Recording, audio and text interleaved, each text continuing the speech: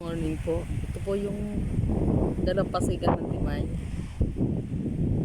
Ito po. Ayan po. Kaya lang po, ginagawa ng tulay.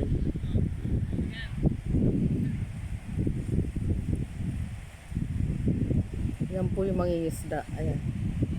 Dadaong na po sila. Ayan po. Ayan po sila kuya. Tapos po yung mga barko na yan po. Nagdadala po ng langis yan doon sa Bataan Refinery po. Ayan yung may mga ilaw po. Kahit na po gano'n, napakalinis po ng dalampasigan ng Limay. Ayan po sila kuya oh, dadaong na. Dahil Sabado po ngayon, kailangan po mag-inat ng mga rayuma. Kaya po ako naglalakad sa tabing dagat ng Limay. Ito po ang dalampasigan ng Limay Bataan. Yan po, napakalinis niya po. Wala siyang dumi. Ito po. Ayan. Ate, may huli kayo? May huli kayo? Ay, akala ko meron. Bibili sana ako. Ay. Ito po, tinatanong ko si ate.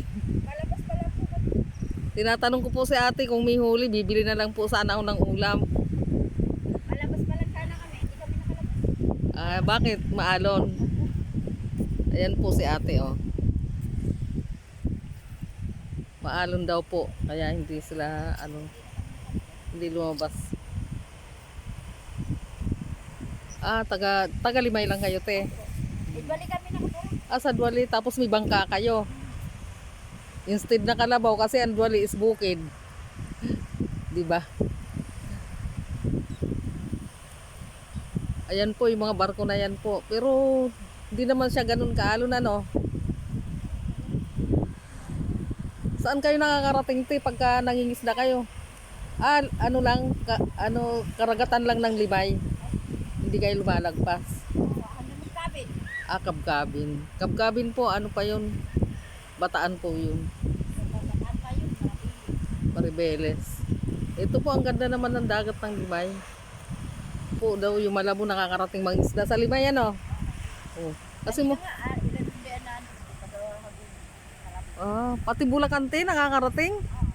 Oh, ibig sabihin te, maraming isda ang Limay, maraming isda yung karagatan natin.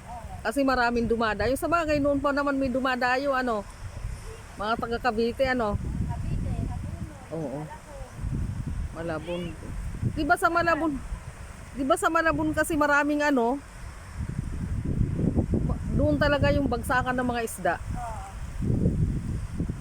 Ay, yung mga taga rito ganun mamagyan. Doon pala po nila binabagsak eh. Ay ganon. Kaya ate, mahal yung isda sa sa Limay. Kasi nga Isda dito. mahal nga ay yung Gusto. oo, doon. Pero pagyawan sa amin, 250 at taksay. Ito ng kalalaki. Lawayan, puti ba? Ano yung taksay? Lawayan yung puti. Ah. Yung shell? Yes, isda. Ah, isda. Yung ate, ay ano ba yung binibili ko, yung may mga kaliskis. Ay, ito si kuya, suki ko. Binablog ko to si kuya eh. Ayan si kuya po. Mangunguha ng shell. Ayan sila kuya oh.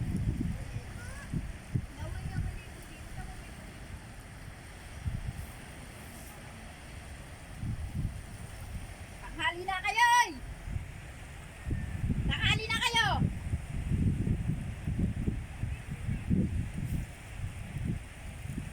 Sarap siguro sumakay sa bangka. Kaso mababaw. Araw na kayo! Mababaw lang yung kasi ayun. Tinutulak kasi mababaw. Kati kasi ngayon. Lalo doon, kaya hindi pa kami makapasok eh. Ah. Sana kami. Hindi kami makapasok. Sasadsad kasi ang bangka Wala, Pagka hindi ay ito pwede kasi maliit lang. magaan yun. Hmm. Utang niya sa amin, lubog yun. Ah, mabigat sa inyo te. Yung kahoy nyo.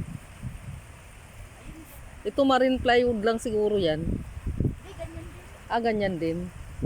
Eh ano yan, baul niya, kahoy. Ah, kahoy. Yung ano, Marin ano. O sige po, dito na lang po nagtatapos yung kagandahan ng dalampasigan ng Limay. Salamat po.